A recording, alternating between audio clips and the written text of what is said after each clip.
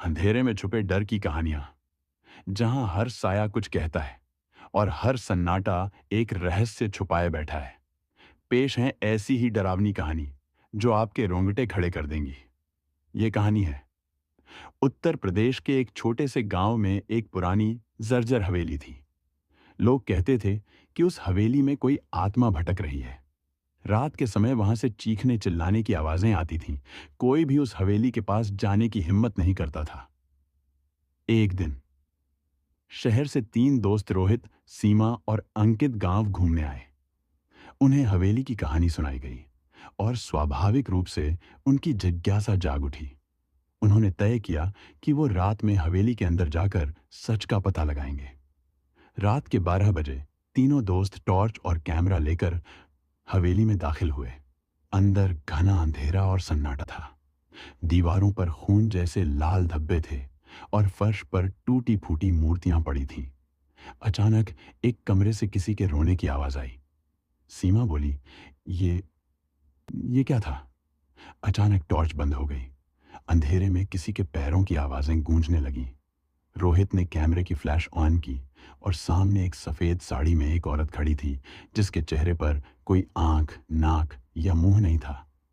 अंकित ने डर के मारे चिल्लाया और दरवाजे की तरफ भागा, लेकिन दरवाजा खुद ब खुद बंद हो चुका था।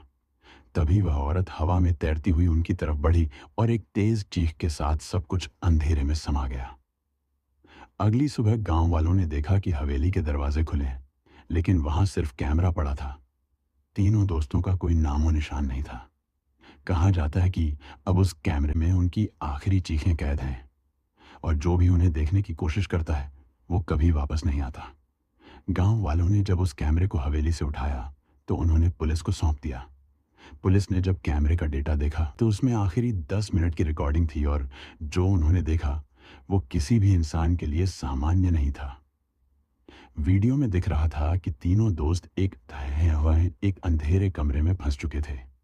जैसे ही फ्लैश हुआ, वह सफेद साड़ी वाली औरत धीरे धीरे उनकी तरफ बढ़ रही थी। लेकिन अचानक कैमरे में एक जोरदार शोर हुआ और सब कुछ धुंधला हो गया। वीडियो वहीं कट गया।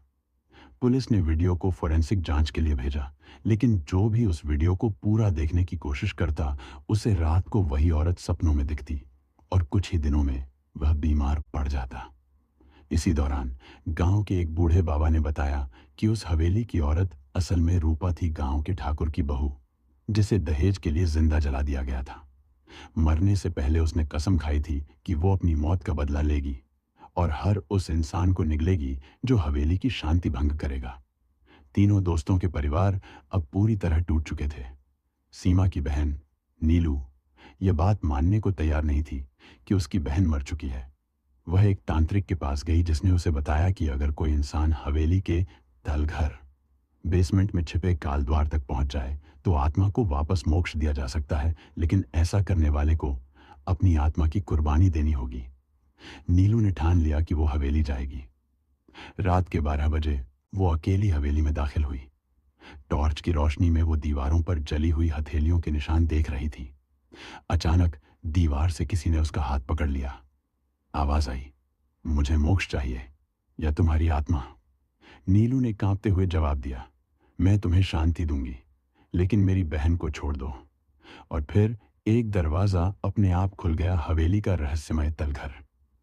अब कहानी दो रास्तों पर जा सकती है। एक, नीलू आत्मा को मोक्ष देने में सफल होती है, लेकिन खुद हवेली में फंस जाती है। दो, नीलू आत्मा से कोई सौदा करती है, लेकिन उसकी कीमत पूरे गांव को चुकानी पड़ती है। आप बताइए कौन सा रास्ता चुना जाए, या फिर कोई तीसरा ट्विस्ट जोड़ें?